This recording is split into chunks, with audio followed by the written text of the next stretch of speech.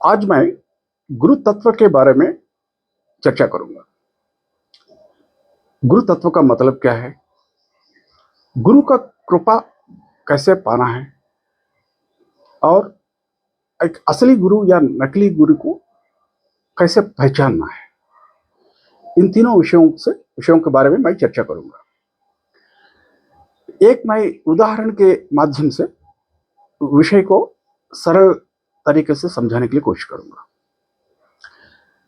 मान लीजिए मैं बचपन से सनातन धर्म में हूं और आप लोग जैसे आप शायद जानते होंगे लॉर्ड बालाजी, तिरुपति बालाजी को उनका भक्त हूं मैं। कुछ समय के बाद मान लीजिए मैं मेरा धर्म को बदलना चाहता हूं। जब दूसरा धर्म अभ्यास करना जब शुरू करूंगा तो और एक उनका धर्म का भगवान को प्रार्थना करना शुरू करूं। कुछ समय के बाद फिर मैं और एक बार धर्म बदली करना चाहता हूं, तो और एक भगवान को मैं प्रार्थना पूजा पाठ करना शुरू करूं। मैं जो पूजा पाठ कर रहा हूं एक ही भगवान को ही है हमेशा। पहले जब सनातन धर्म में था तब, और बाद में जब बाकी धर्म में चला गया तब भी भगवान तो एक ही है विश्व में, कोई अलग अलग नहीं है। सिर्फ उनका रूप अलग अलग रूपों में हम पूजा पाठ कर रहे हैं। अब आएगा मैं कुछ साल के बाद फिर योगाभ्यास शुरू करना चाहता हूं। जब योगाभ्यास शुरू करना है तो उसके लिए किसी न किसी गुरु के माध्यम से दीक्षा लेना पड़ेगा। और यहां पर जब दीक्षा लिया गया, मैं एक व्यक्तिगत व्यक्ति से नहीं ले रहा हूं दीक्षा। मैं जो पूजा पाठ किया था इतना सालों से जिंदगी भर, उन्हीं भगवान की कृपा ही है ये। उन्हीं का कृपा से एक मारो माध्यम बन गया मेरे को दीक्षा देने के लिए। इसका मतलब मेरे को जो मिल रहा है दीक्षा वो भगवान का ही आशीर्वाद है, ना कि व्यक्तिगत आशीर्वाद नहीं है। मैं एक उदाहरण देके मैं इसको और भी अच्छी तरह से समझाने के लिए कोशिश करूंगा।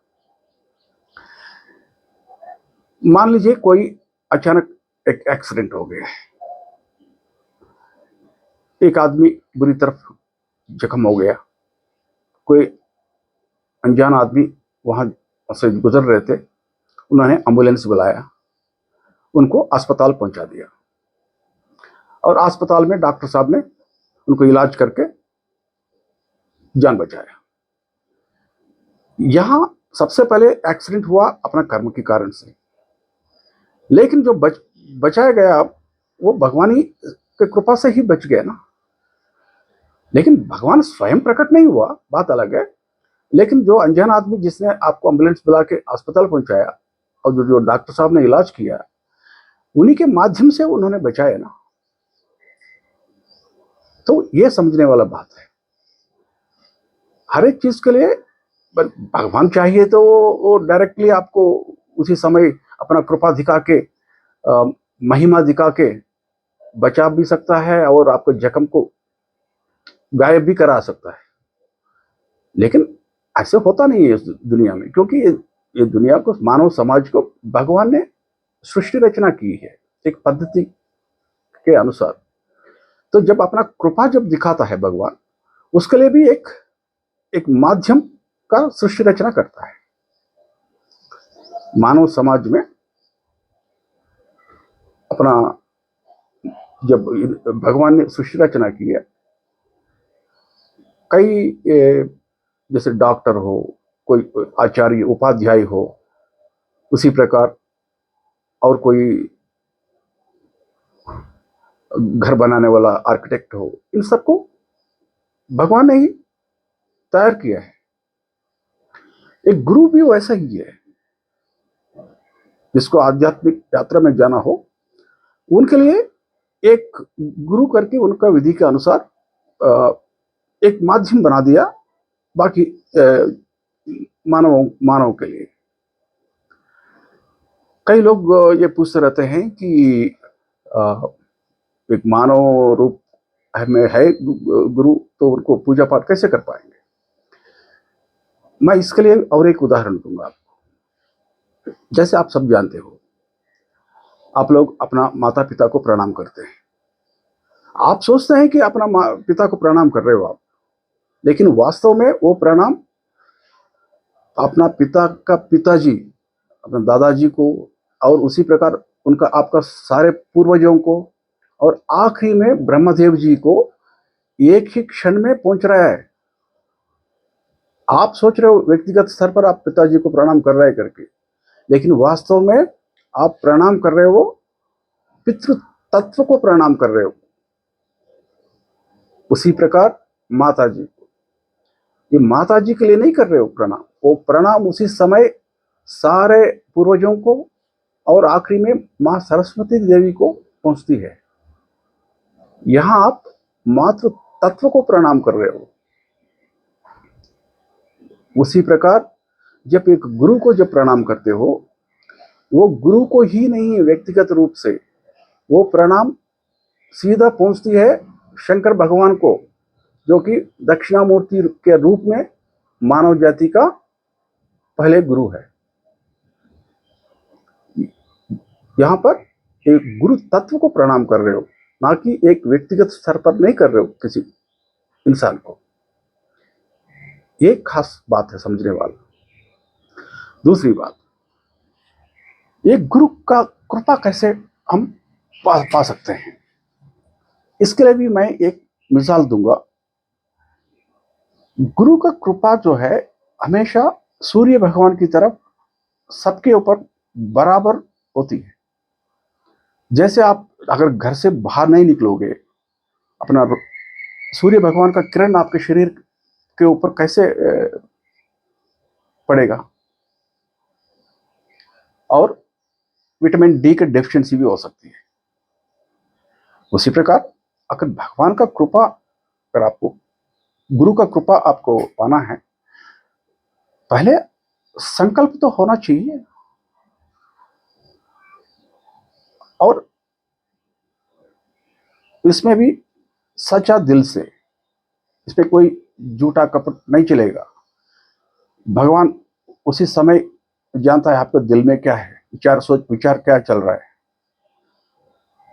सच्ची दिल से अगर आपको गुरु का कृपा पाना चाहते हो, आप गुरु का सेवा करके, जो कि मानव रूप में भगवान ने ही प्रसाद किया है आपको, वो गुरु तत्व को आकर्षित करना चाहिए।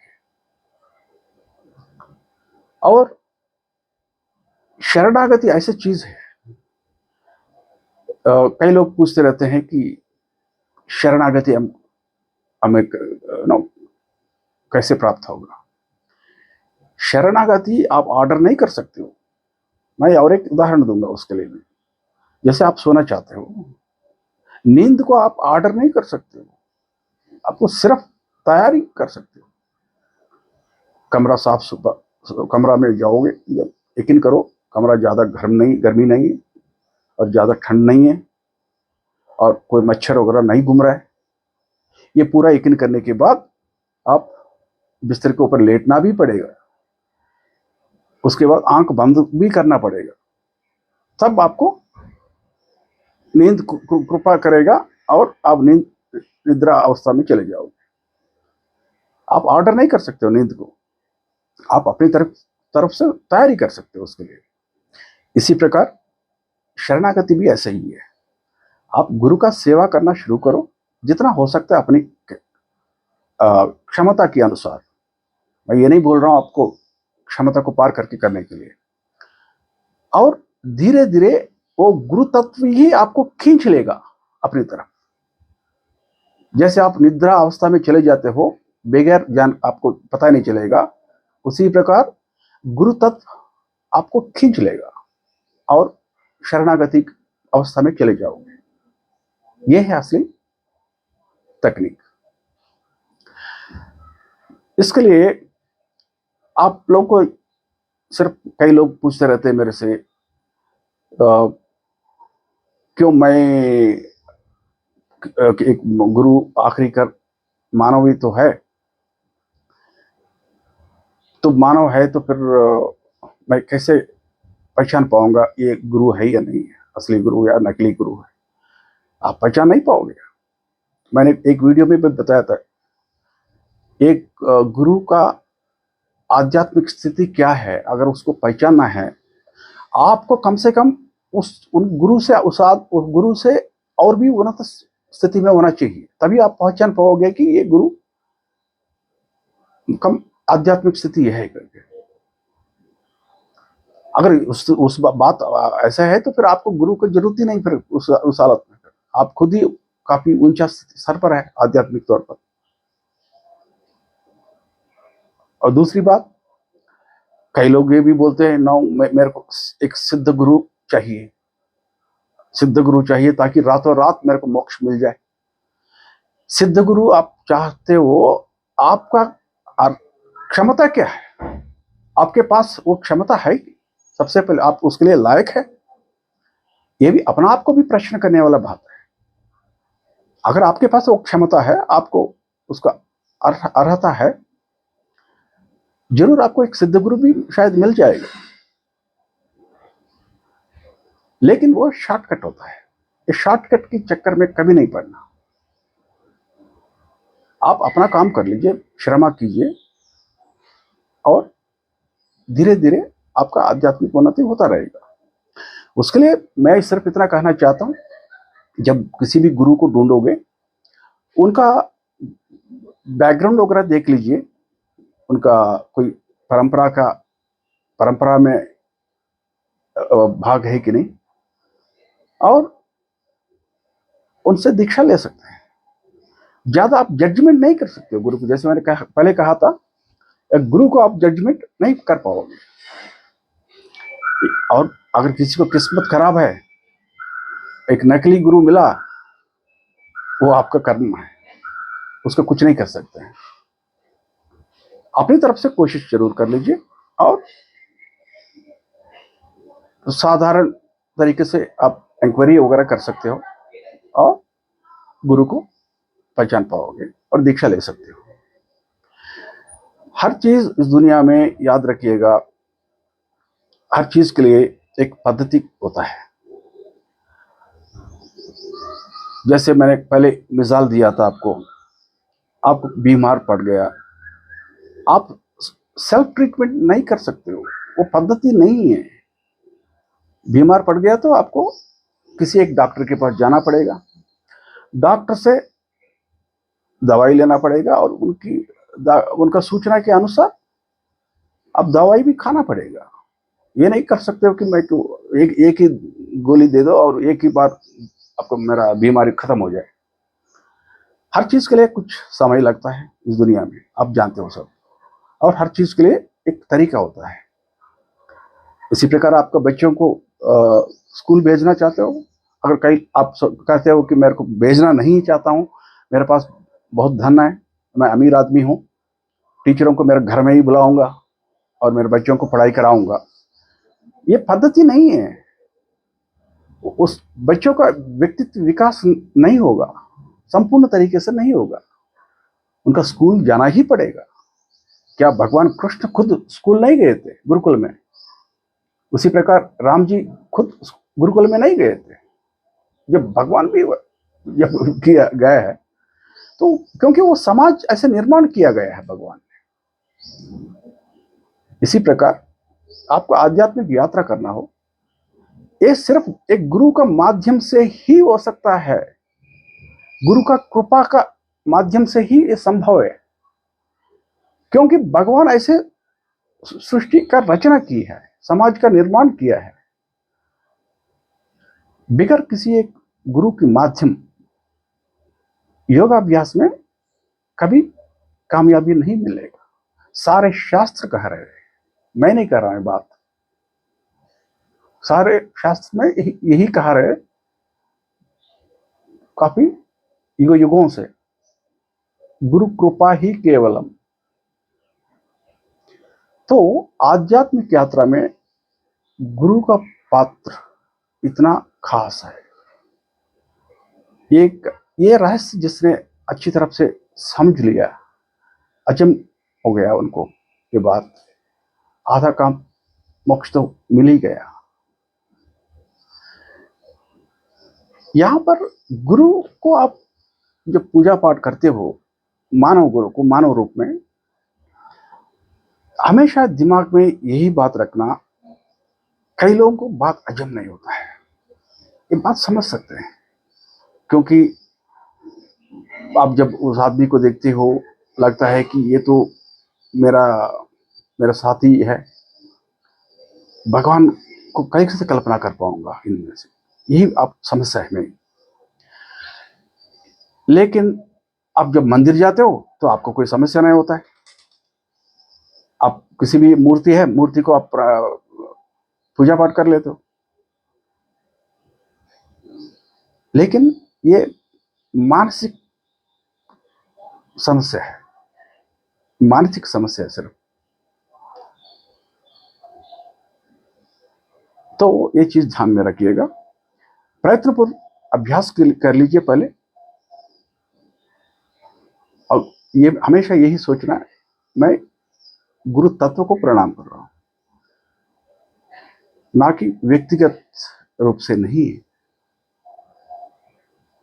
और उसके अलावा और कोई रास्ता नहीं है। जब आप अपना गुरु सेवा करोगे, हमेशा गुरु को याद करोगे दिन रात, वो गुरु तत्व आपको अपनी तरफ खींच लेगी और आपको ऊपर गुरु तत्व का कृपा बरसेगा। ये है इसमें समझने वाला खास प्रयास। आज के लिए इतना ही है। अगली बार दूसरी विषयों के बारे में हम चर्चा करेंगे। God bless you all.